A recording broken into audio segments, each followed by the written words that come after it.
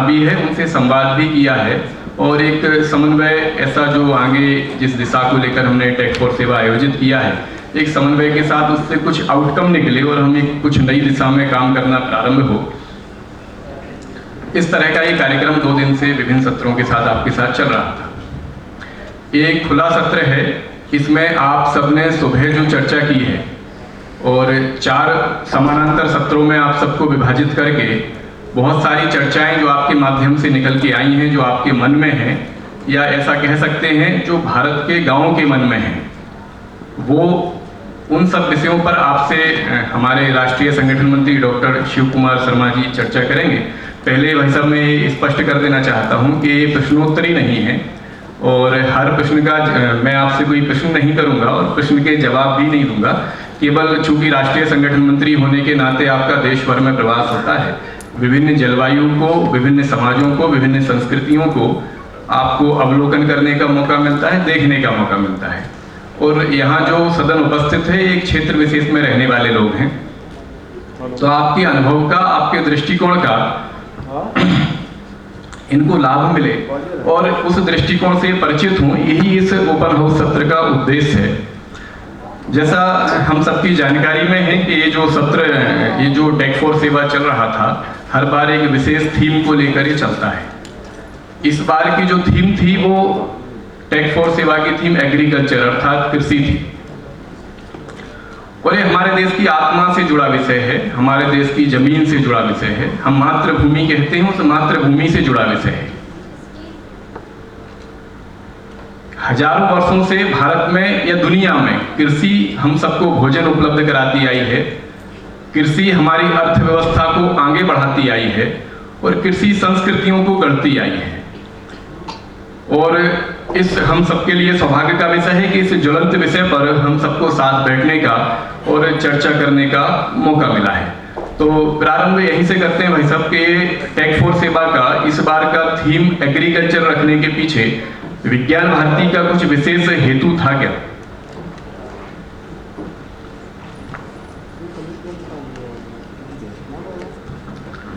अभी प्रारंभ में इन्होंने कहा कि प्रश्नोत्तर नहीं है। आप समझ गए होंगे कि जो समझदार आदमी होता है वो कैसे लपेटता है किसी सामान्य व्यक्ति को। तो हमारे महासचिव जी बहुत बुद्धिमान हैं, बहुत समझदार हैं। ये कह करके कि प्रश्नोत्तर नहीं है और इन्होंने प्रश्न खड़ा किया है।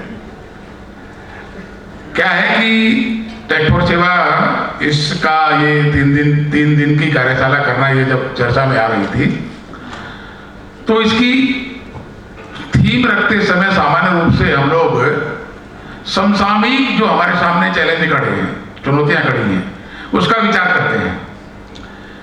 भिन्न भिन्न प्रकार की थीम के बारे में सुझाव आए। एग्रीकल्चर को क्यों मुख्य माना गया? भारत कृषि प्रधान देश है, ये जो बार बार हम बोलते हैं या सुनते हैं केवल इतना ही मात्र नहीं है। वास्तव में एक पूरे विश्व का अगर हम परिदृश्य देखें तो ध्यान में आता है कि ये विकास की जितनी भी प्रकार की परंपराएं हैं, ये जिस प्राण तत्व पर आधारित हैं। मैं अभी, हमारे एक मित्र हैं, वो अभी न्यूज पढ़ रहे थे, थोड़ी देर पहले हम लोग वहां चाय पी रहे थे, जब बीच में चाय का अंतराल था। उन्होंने कहा भाई साहब सोने की कीमत 1,07,000 रुपए का 10 ग्राम हो गई है। अब हालांकि भाई साहब को सोने से कुछ ज्यादा लेना देना नहीं था, वो बता रहे थे, तो मैंने पूछा कि क्यों बता रहे हैं? क्या इसलिए बता रहे हैं? वो भी लगभग मेरी ही आयु के हैं। उन्होंने कहा कि हम ये बता रहे हैं कि जब हम 12वीं कक्षा में पढ़ते थे और अपनी दीदी की शादी के लिए हम पिताजी के साथ सोना खरीदने के लिए गए, उस समय सोने की कीमत 220 रुपए का 10 ग्राम थी। लगभग 40-45 साल पुरानी बात बताया उन्होंने। तो विद इन 45 ईयर्स 220 रुपए 10 ग्राम, वो 10 ग्राम नहीं थी, 1 तोला होता था, लगभग 12.25 ग्राम। आज अभी तो हम 10 ग्राम के हिसाब से कैलकुलेट कर रहे हैं। उस समय रत्ती, मासा, तोला, चटा, शेर और मन, ये कैलकुलेशन होता था जिसमें हम लोगों ने भी पढ़ाई की है। उस समय पौवा, आधा, पौना, सवाया, डेढ़ा, ढैया, ढोचा, यानी 0.25, 0.5, 0.75, 1.25 इनके पहाड़े याद करने पड़ते थे, टेबल्स याद होती थी। तो उन्होंने बताया कि देखिए इसमें कितना जंप हुआ है सोने के दाम में। मैंने 50 साल पहले 250-300 रुपये होगा। 40 साल पहले 1985 की अगर बात करें तो उसमें 2,500-3 हजार में था जी, क्योंकि उसमें मेरी हाँ। 2,500 रहा होगा, अच्छा हो सकता है मेरे सुनने में गलती रही हो, तो 2,500 कहिए या विषय जी।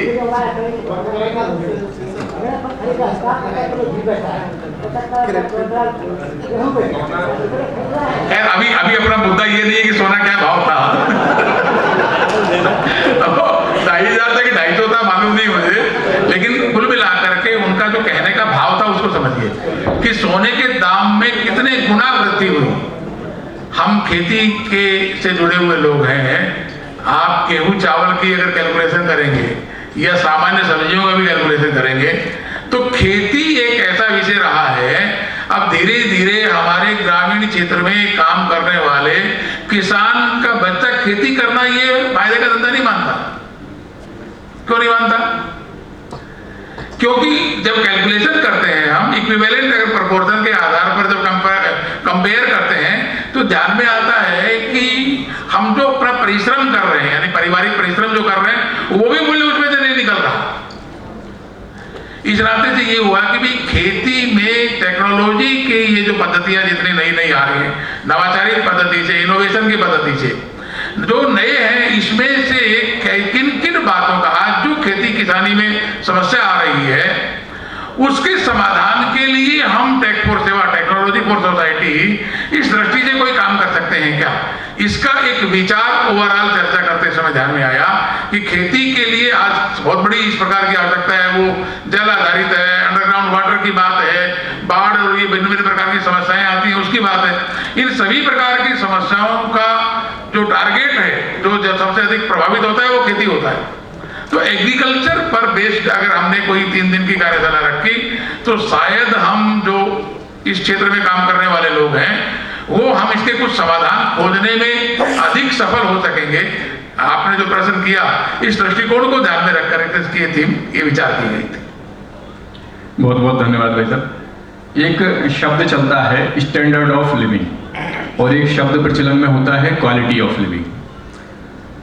स्टैंडर्ड ऑफ लिविंग को समाज ने प्रतिष्ठा दी, इसलिए जब डॉक्टर जब अपने बच्चे को पढ़ने भेजता है तो इस उद्देश्य के साथ भेजता है कि इसको डॉक्टर बनाएंगे। बिजनेसमैन पढ़ाता है कि हमारे बिजनेस को आगे बढ़ाएगा। लेकिन किसान जब अपने गांव से अपने बच्चे को पढ़ने भेजता है तो कभी ये अपने बच्चे से नहीं कहता, वो कहता है कुछ भी कर लेना, खेती मत करना। तो ये जो दुविधा हमारे देश की है, इसका एक कारण ये भी है कि स्टैंडर्ड ऑफ लिविंग को हमने प्रतिष्ठा दी और क्वालिटी ऑफ लिविंग जो गांव में बसती है उसको हमने प्रतिष्ठा नहीं दी। इस पे आपका दृष्टिकोण, आपका अभिमत आमंत्रित है भाई। धीरे धीरे प्रश्नोत्तर पे ही जा रहे हैं भाई साहब हमारे। ये जो स्टैंडर्ड ऑफ लिविंग है ना, ये बनाया किसने? स्टैंडर्ड का मानक किसने तय किया? क्या भाई, किसने तय किया?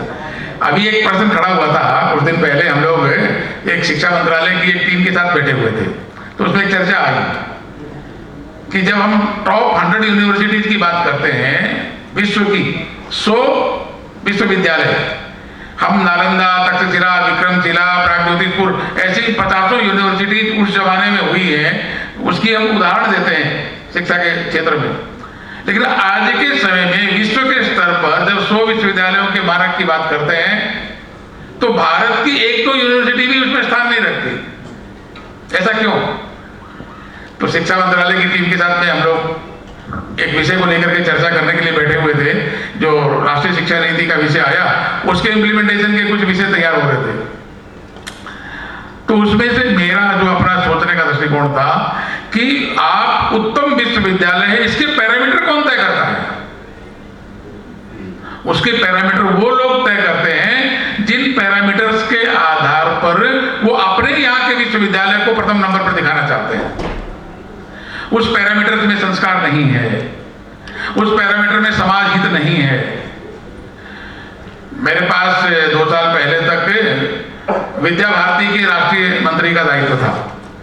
मैं 2016 में यूएस में हार्वर्ड बिजनेस स्कूल में एक प्रेजेंटेशन, विद्या भारती का एक फाउंडेशन चलता है वहाँ यूएस में, वो प्रेजेंटेशन देने के लिए गया था।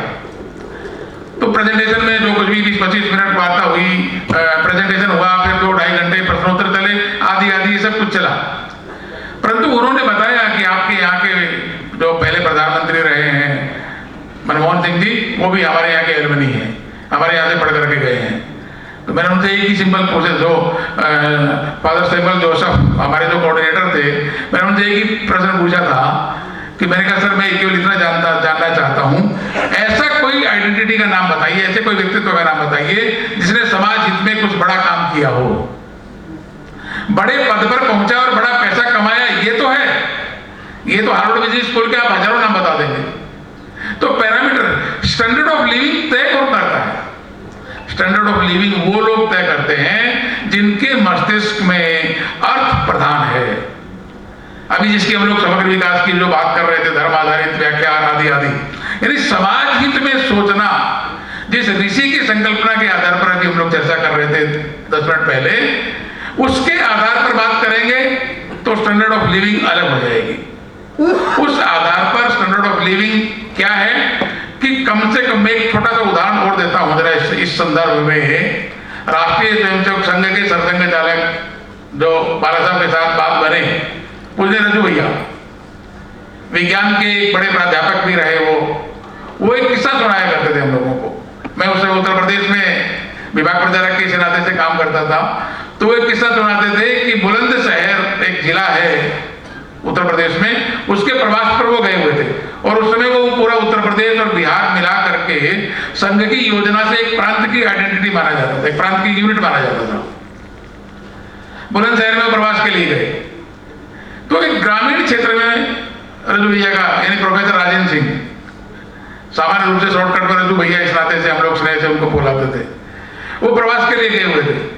गांव में उन्होंने देखा कि एक लगभग 80 वर्ष का बुजुर्ग, जिसकी धोती और जो ऊपर बंडी पहनते हैं, कुर्ता नहीं था, बंडी पहने हुए थे, वो सिली हुई बंडी जो बनियान रहती है ग्रामीण क्षेत्र की जो पोशाक है, और वो भी 10 जगह से फटी हुई और सुई धागे से अपने से काट करके बनाई हुई। वो आकर के रजू भैया से कहता है, रजू भैया हमने सुना है कि आप लोग शिशु मंदिर चलाते हैं, हमारे गांव में एक अच्छा शिशु मंदिर खोल दीजिए, हमारे गांव में पढ़ाई के लिए बड़ी दिक्कत है, बच्चों को बच्चियों को बहुत दूर जाना पड़ता है, और आप तो संघ के बड़े अधिकारी हैं, उससे वो प्रांत प्रचारक होते थे, लेकिन पूरा उत्तर प्रदेश और बिहार मिलाकर के एक प्रांत होता था उस समय।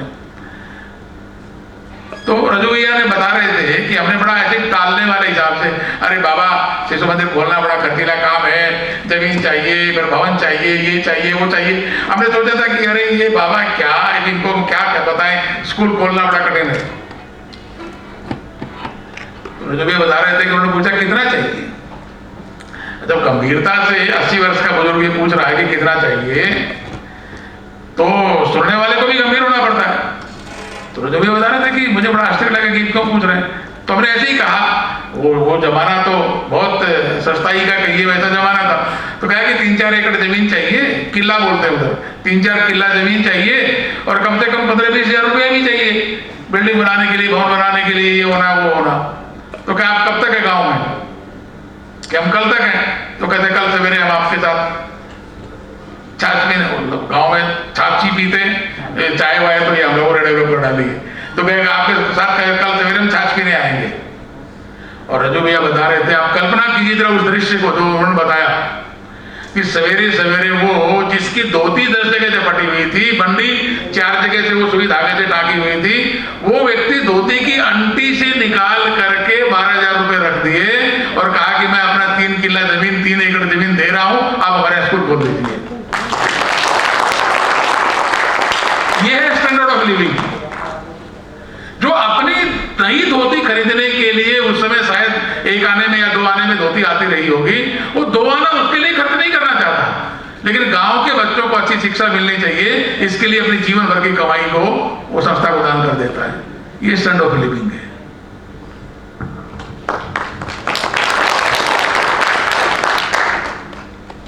जैसा भाई साहब आपने कहा कि स्टैंडर्ड ऑफ लिविंग ये कहीं ना कहीं सेट करने में समाज के मानस की महत्वपूर्ण भूमिका है, और मानस बनने में ये नैरेटिव सेट करने का दौर चल रहा है, और एक तरह से नैरेटिव वार ये विश्व पटल पर दिखाई देता है। तो ऐसा लगता है कि भाई साहब कि एग्रीकल्चर में जो लोग हैं, जो एग्रीकल्चर के मूल उसमें हैं किसान, वो तो गांव में है, जमीन पे हैं, लेकिन सोशल मीडिया, यूट्यूब, इन सब से उनकी कनेक्टिविटी है। तो ये जो नैरेटिव वार वैचारिक धरातल पर चल रहा है, इस नैरेटिव वार में कहीं ना कहीं भारतीय कृषि, भारत की ग्राम व्यवस्था, भारत का किसान और भारत की कृषि नीति, ये इस नैरेटिव वार से प्रभावित हैं क्या? नैरेटिव बनाना और नैरेटिव स्थापित करना, ये दोनों हमारा काम है। ये हमें सोचना पड़ेगा। जो हम समाज के बारे में सोचने वाले लोग हैं, समाज के बारे में काम करने वाले लोग हैं, कुछ मान्यताएं धीरे धीरे, पंचतंत्र में एक छोटी सी कहानी पढ़ी थी हमने। एक पुरोहित अपने यजमान के यहाँ यज्ञ करवा करके जा रहे हैं, उनको एक बछिया दान में मिलती है। आप लोगों ने भी ये कहानी पढ़ी होगी, पंचतंत्र की कहानियों में आती हो। तो वो बछिया पुरोहित जी जो है ना, वो अपने कंधे पर रख करके जा रहे थे अपने घर। रास्ते में 4 बदमाश थे। उन्होंने योजना बनाई कि इस पंडित जी से, इस पुरोहित जी से ये बछिया लेनी है, लेकिन अगर छीनेंगे तो क्राइम हो जाएगा, तो इनको बेवकूफ बना करके लेनी है। नैरेटिव अवधारणा, गलत अवधारणा, गलत विमर्श बना करके लेनी है। तो एक व्यक्ति पहले आया, अरे पंडित जी प्रणाम, पाला की, अरे क्या आप बताइए, इतने अच्छे पुरोहित, इतने अच्छे ज्ञानी, इतने अच्छे विद्वान होकर के ये कुत्ते की बछिया को आप कंधे पर रख के घूम रहे हैं, शर्म नहीं आती आपको? तो पुरोहित जी ने कहा, क्या फालतू बात कर रहे हो, देख रहे बछिया है, ये तो गाय की बछिया है, ये कुत्ते की कुतिया थोड़ी है, तुम क्या फालतू भ्रमित कर रहे हो? चलो भागो। आगे बढ़ गए। थोड़ी देर बाद में दूसरा आया, दूसरे ने भी वही बात कही। तो पुरोहित जी को लगा कि कुछ गड़बड़ तो नहीं है, मेरी तो आंखें खराब नहीं हो गई है, मैं ही कोई गलत तो नहीं देख रहा हूं ये, क्योंकि एक से गलती हो सकती है, दूसरा भी यही बात कह रहा है। फिर भी देखा, घूम करके अपने कंधे पर देखा, नहीं बचिए, अरे नहीं भाई तुम गलत बोल रहे हो। कुल मिलाकर के कहानी में आता है, फिर तीसरा आता है, फिर चौथा आता है, और चौथा आते आते तक पंडित जी को ये पक्का हो जाता है कि यजमान ने मेरे साथ में बदमाशी की है और बछिया की जगह कुतिया दे दी है, और वो उसको डाल करके जंगल में छोड़ देता है और अपने घर चला जाता है। उनका तो उद्देश्य था बछिया को लेकर के जाना।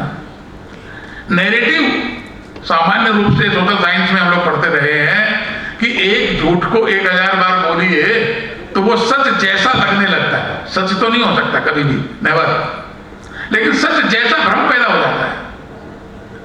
इस नाते से नैरेटिव जो भी बनते हैं, जो विमर्श बनते हैं, हम सबको 3 काम करने पड़ेंगे। एक, जो सही है उसको स्थापित करने के लिए बार बार उसको आग्रह पूर्वक हो, सोशल मीडिया का विषय हो, चाहे हम अपने एनजीओज में, अपने एफपीओज में, अपने संस्थानों में काम करते हैं वहां स्थापित करने का हो, या समाज में इंटरेक्शन करने का हो, समाज में कोई विषय प्रस्तुतिकरण करने का हो, वहां पर सत्य को सत्य के रूप में बोलना, आग्रह पूर्वक बोलना। कोई कितना भी भ्रम स्थापित करने का प्रयास करता है, उससे पीछे नहीं जाना। एक, दूसरा, उस सच को स्थापित करने के लिए उदाहरण प्रस्तुत करना, क्योंकि केवल सिद्धांत से काम नहीं चलता। आपको उसके, हम विज्ञान के लोग हैं तो विज्ञान में प्रमाण मांगते हैं, आप केवल सिद्धांत बताएंगे तो काम नहीं चलेगा। अभी जैसे एक ग्रंथों के कुछ उदाहरण बताए, लेकिन एक प्रमाण कहेंगे तो A+B² वाला जो कहा, ये प्रमाण है, ये सूत्र है, तो होता है A2AB। आप A+B को A+B से गुणा करेंगे तो वो निकलेगा गुणन में, मैथमेटिकल कैलकुलेशन में, तो प्रमाण चाहिए। तो यानी जो हम सत्य स्थापित, जो नैरेटिव स्थापित करना चाह रहे हैं, वैसे हम कुछ कर्तृत्व में कर करके दिखाएंगे, तो फिर ये प्रमाणित हो जाएगा कि नहीं भाई हम लोग जो कह रहे हैं ये केवल कहने की बातें मात्र नहीं है। ये दूसरा काम है। तीसरा काम है, इसके लिए एक आदर्श, इस प्रकार के आइडियल संस्थान भी और आइडियल लोग भी ये उपलब्ध होने चाहिए, जिसको हम एग्जाम्पल दे सके। आपको ये चीज देखनी है, इस व्यक्ति को देखिए, ये चीज देखनी है तो हमारे इस एनजीओ को देखिए, ये काम कर रहा है। मुझे लगता है इस नैरेटिव को, क्योंकि बड़ी संख्या में नेगेटिव नैरेटिव स्थापित करने के लिए जो काम कर रहे हैं, उनके सामने हम पॉजिटिव नैरेटिव स्थापित करने वाले अभी बहुत कम सक्रिय हैं। इस सक्रियता का मापदंड बढ़ेगा।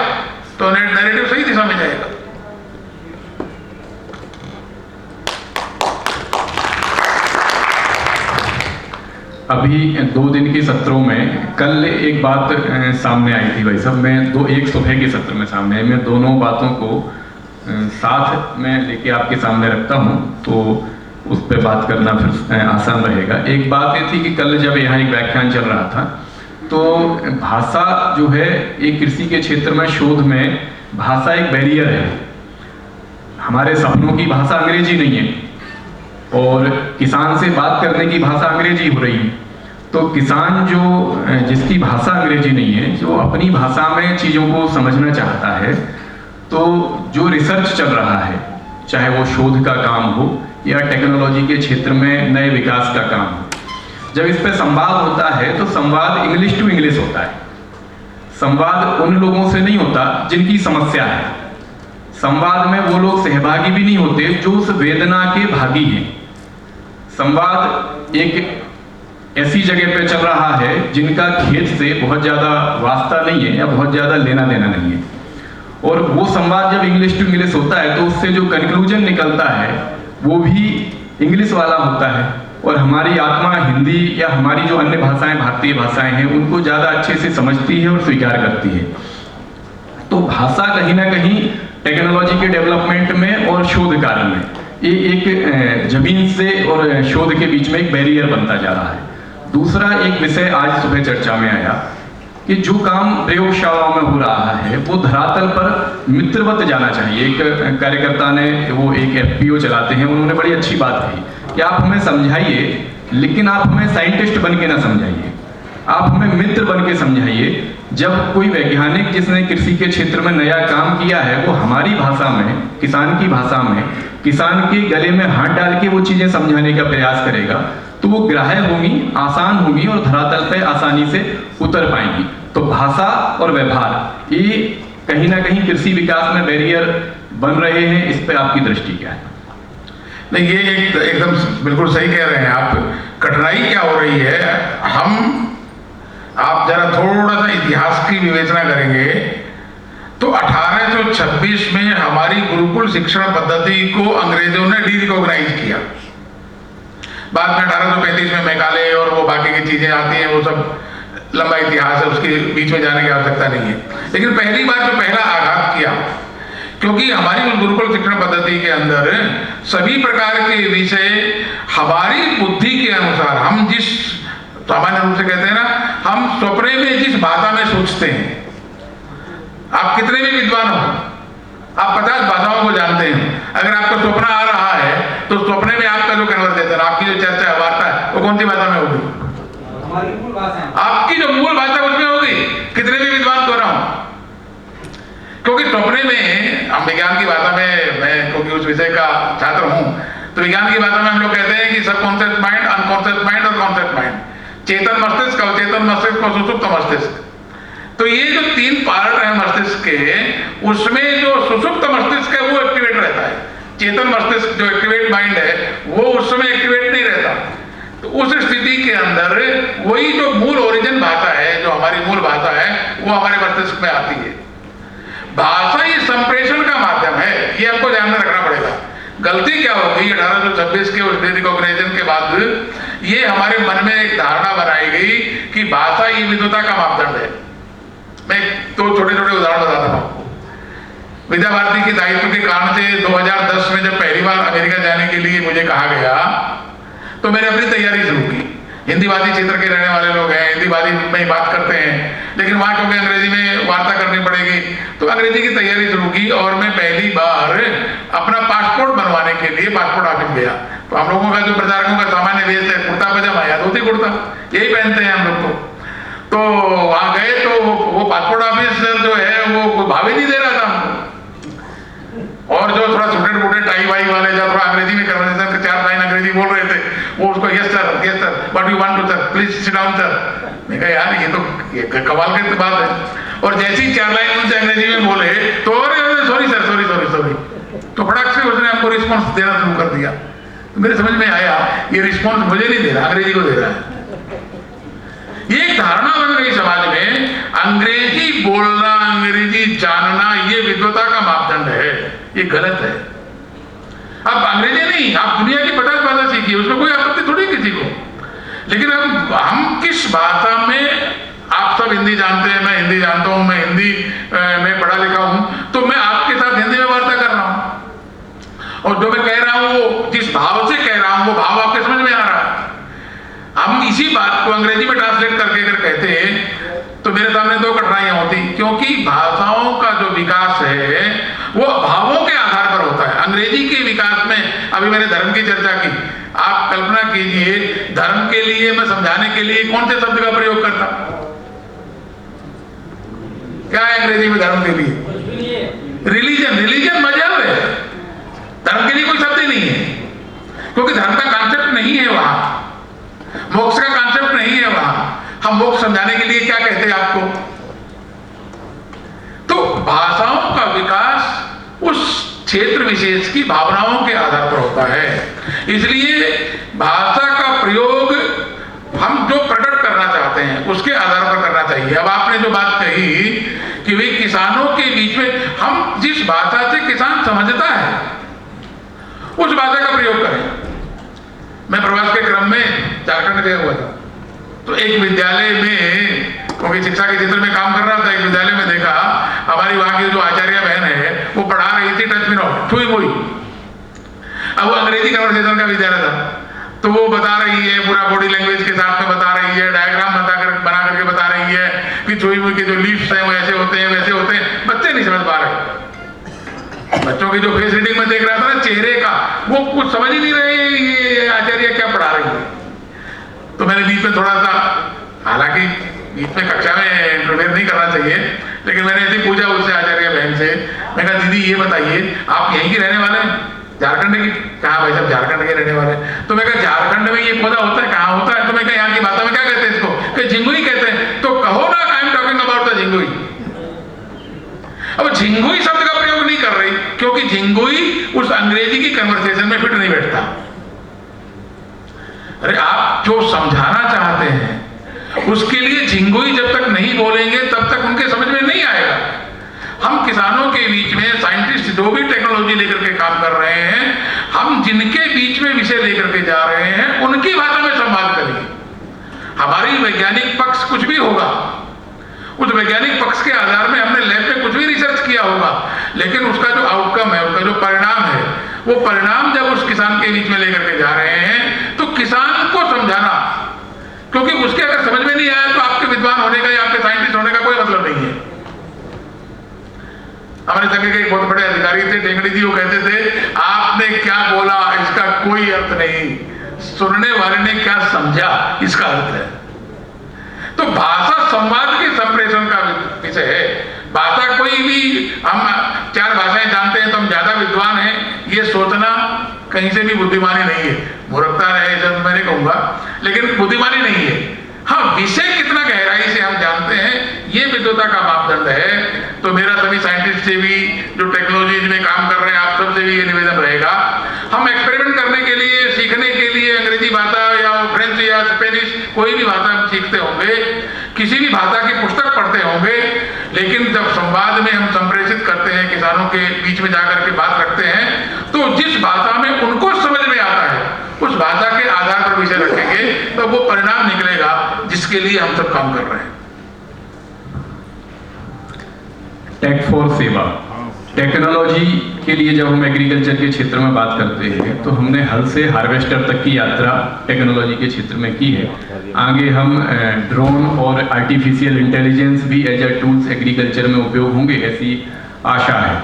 लेकिन गांव की जो मुख्य बात थी सामूहिकता, गांव सामूहिकता और आत्मीयता, इसके लिए जाना जाता था। यहाँ कुछ एफपीओ के प्रतिनिधि आए हैं और एफपीओ वही एग्रीकल्चर की सामूहिकता का एक मॉडल है। और जो लोग एफपीओ चला रहे हैं, जो लोग एफपीओ जब रजिस्टर्ड कराते हैं और उसमें मिनिमम इतने किसान साथ में होना चाहिए और उसके लिए उन्हें जो मशक्कत करनी पड़ती है, ये कहीं ना कहीं वो सामूहिकता जो है वो कम होती जा रही है। तो ग्रामीण जीवन से बहुत आनंददायक सत्र भाई साहब आपके साथ रहा, इसके लिए बहुत बहुत धन्यवाद। और निश्चय ही ये हम सबके लिए महत्वपूर्ण और उपयोगी रहेगा, ऐसी मैं अपेक्षा करता हूँ। धन्यवाद।